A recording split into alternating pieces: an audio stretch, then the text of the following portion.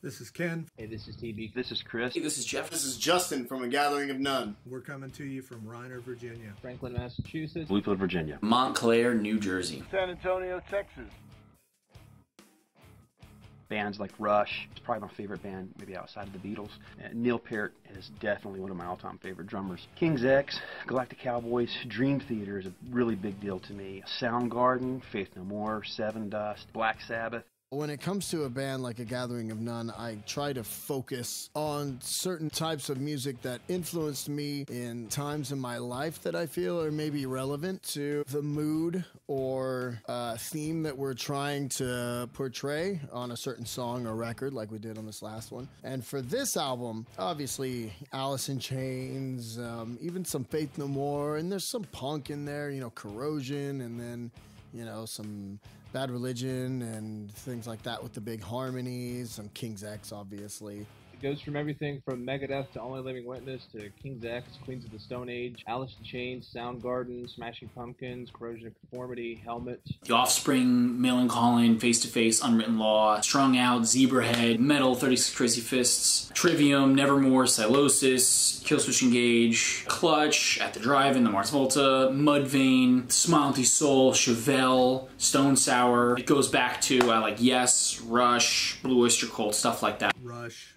with Geddy Lee, David Lee Roth, era Billy Sheehan, and also the stuff he's done with Mr. Big. Iron Maiden, certainly a big influence on me as well with Steve Harris.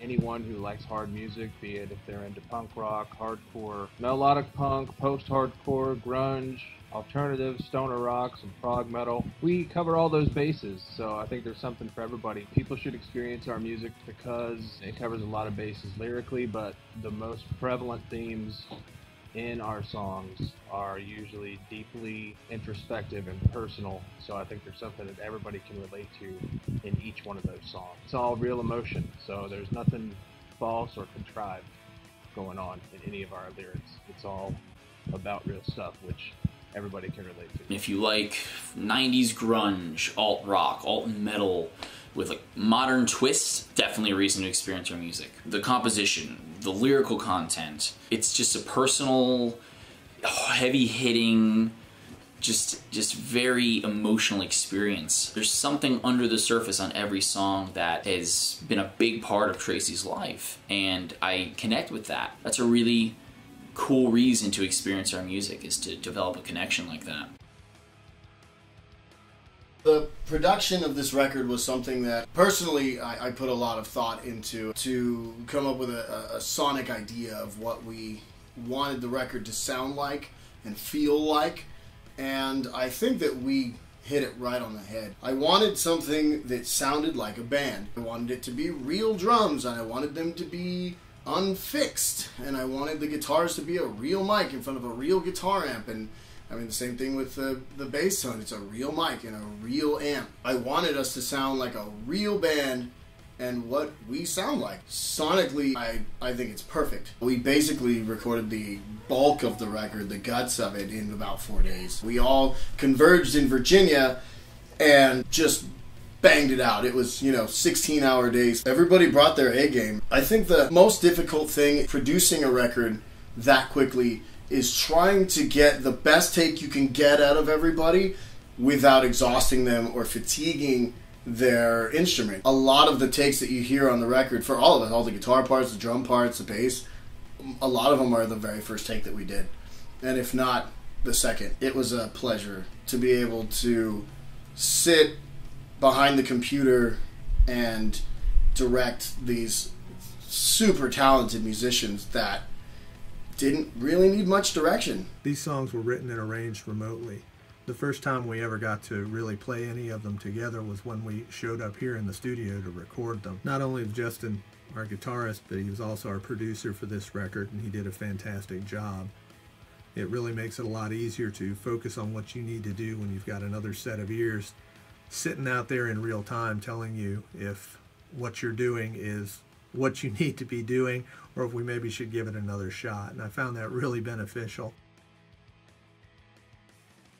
The Offspring, Americana, was the first album I ever bought. I've listened to it countless times. It never gets old, and it aged really well too.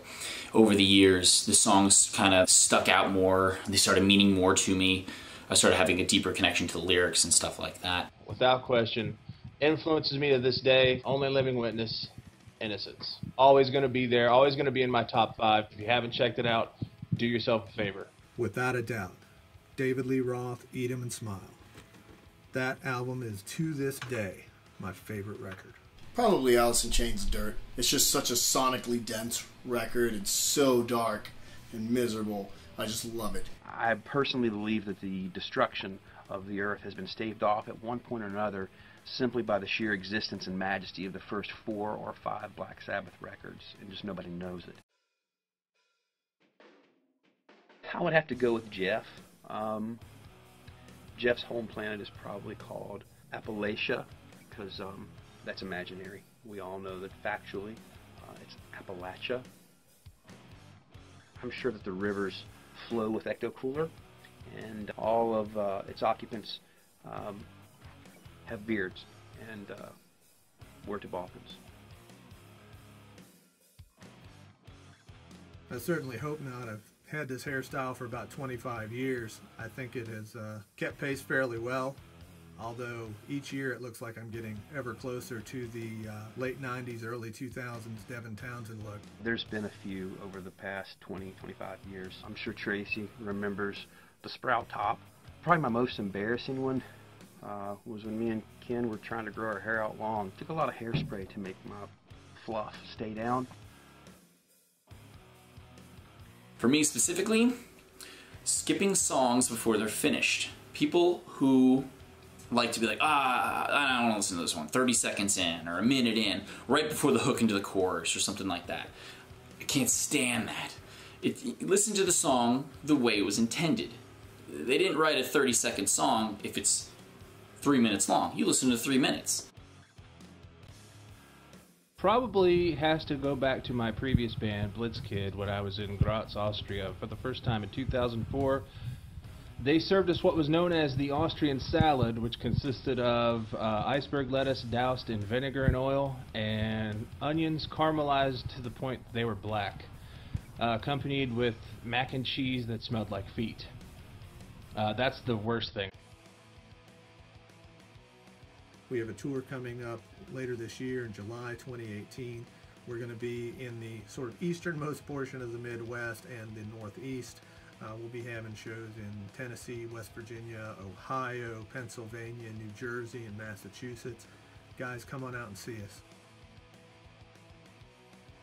I think as far as being artsy and or fartsy, I can't quite curl my mustache. And I live south of Austin, so I'm going to have to go with a little bit artsy. A lot of people have a hard time considering hard rock and metal art, for a lot of people it just sounds like noise. But I think for this band especially, there's a definite emotional direction. And is art not channeling emotions for the sake of interacting with other people? I mean, it's art. It's our art. It's dramatic and it's sad and it's deep and it's dark, but it's art. It's, maybe it's pretty, maybe it's not perfect, but I think it's art. It's definitely almost art. It's definitely sort of art. It's maybe art. It's art. It's art. It's not art. It's art. I think I strive to be sort of a perfectionist in what I do, which is a clearly unachievable goal. And to that end, my motto has frequently been, it is what it is. What's the stupidest thing that I've ever heard somebody say? That's a really good idea, Chris.